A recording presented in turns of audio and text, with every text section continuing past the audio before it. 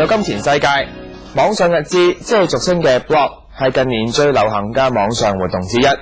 唔少網絡商都推出網誌服務，有電台節目以網上日誌為題材，亦都有人因為寫網上日誌而名成利就。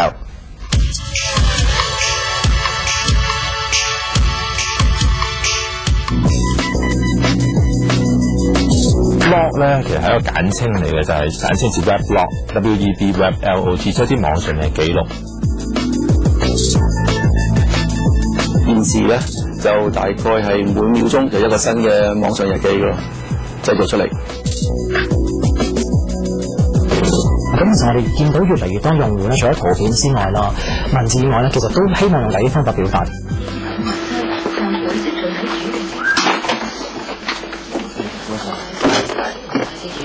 Jonathan 喺電台主持一個有關網上日誌即係blog或者俗稱博客嘅節目。由於工作關係，每日都要將節目嘅網誌更新，亦都要上網揾一啲特別嘅網誌介紹俾聽眾。好多人可能都會趁住聽日呢個公眾假期日子啦，一家大細就會去到掃墓。呢日嘅話題係有關清明節嘅。唔需要話一定要你有啲咩好偉大嘅構思啊，咩驚天動地嘅觀點先可以寫 blog， 係一個媒體將一啲可能平時一個人喺社會上面可能好卑微嘅，即係冇乜機會有發聲嘅，咁透過 blog 咧，就自己就能夠建立一個發聲嘅空間。Jonathan 曾經有幾個唔同風格嘅網站，由純文字到純圖片都有。佢話寫網誌唔需要太多技巧，喺網上面有齊工具，唔似自己做一個網頁會花咁多功夫。而家其實香港啊，或者全世界有好多好方便嘅一啲嘅 blog service provider， 咁佢咧本身又會有啲好好嘅 template 俾你喎，即係成個 blog 咧，其實你只要諗到段字打乜嘢，咁你打上去咧就好快能夠 upload 到。blog 由於比較容易啲咧，咁所以喺個 update 方面咧，更新方面個次序亦會多啲啦。根據統計，現時有3682萬個中文網誌，網誌一族嘅人數達到1600萬。而家每日全世界有過百萬篇文章透過網誌發表，改變咗資訊傳播嘅模式。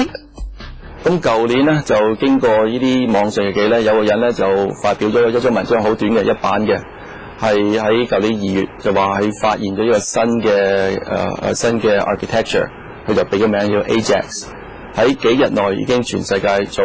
電腦呢行業嘅人咧已經睇咗啦。喺一個禮拜內咧，呢張文章已經變咗一個 classic。幾個月內咧已經有產品出嚟。如果要達到同一個效果咧，以前咧就要幾年時間。網誌嘅流行，除咗因為多人寫、多人睇，形成咗一股風氣，亦都因為呢個媒體利用咗 RSS 技術，每當網誌更新之後，都會向網友發出訊息，令到文章可以喺好短嘅時間裏面散播開去。有唔少寫網誌嘅人因此名成利就。有好多人寫 blog 原因係想出名，佢做電腦行業嘅，有幾個係因為佢寫 blog 係個內容係好多人去睇啦，佢變咗成咗名啦。咁而家變咗去走去唔同地方做 speaker 啊，或者出書啊等等。有市場研究公司喺2005年2月做過調查，香港網民平均上網時數為22小時，遠高於排名第2嘅日本，有利網上日誌喺香港嘅發展。呢個網絡商推出網誌服務啱啱1年，當時邀請咗一班明星寫網誌，掀起咗一陣熱潮。咁開初嗰陣時，我哋有一啲嘅celebrity， 即係有啲嘅明星啦，或者有啲嘅本身係我哋嘅用戶，但係亦都係有啲知名度嘅啦。佢開始喺度寫啲嘅網上日誌先，咁跟住其他啲都幾自發嘅啦。你係會特別見得到，我哋譬如做一啲榜，做一啲 chart 出嚟，邊啲係啲客戶瀏覽得最多，咁自然咧會home 呢樣嘢咧，你發覺有啲人本身喺網上嗰個地位啊，越多人睇咧，就越係會放得高，咁自然會 create 到更多嘅一啲嘅興趣出嚟。現時大部分嘅網誌都係依賴廣告收入嚟營運，網誌變相成為咗網絡商其中一種網頁嘅內容。同時間，網誌亦都係一種增值服務，網絡商會定期加入新嘅元素。avatar 啦，即係你可以有網上嘅身份啦，呢一個幾重要㗎。咁當你係 share 自己或者分享你嘅興趣或者分享你嘅日記嘅時候，可以有翻你自己嘅身份，着唔同嘅衫、唔同嘅髮型代表到出嚟，呢個係年青一群幾中意嘅方面。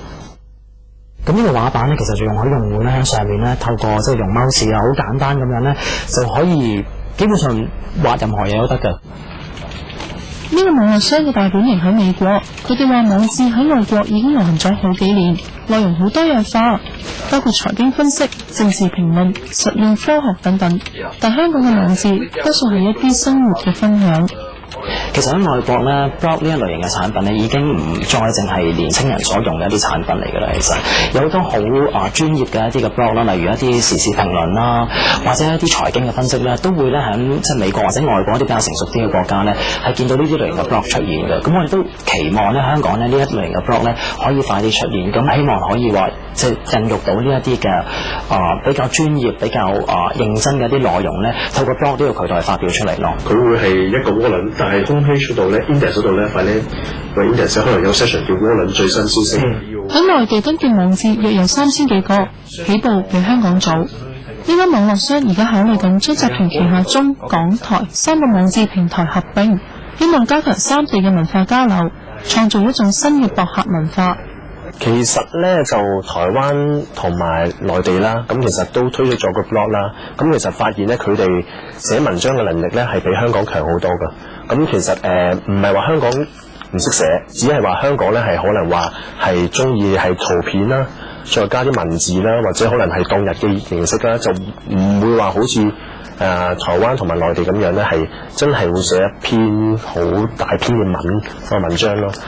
佢哋而家同一個手機商研究緊，諗住將網誌擺喺手機，向隨時隨地都可以寫 blog 呢個方向發展。因為我諗好多 user 都開始唔係太過滿足於文字同圖片，咁我哋可能嚟緊會話有手機 blog 啦，即係用手機去隨時寫到個 blog 啦，同埋一啲叫做 video blog 啦，咁即係話上網唔一定係睇文字同圖片嘅，可以睇到 video。網誌嘅形式可以有無限嘅變化，手機網誌只係其中一種，只要有新嘅構想，仍然有唔少嘅發展空間。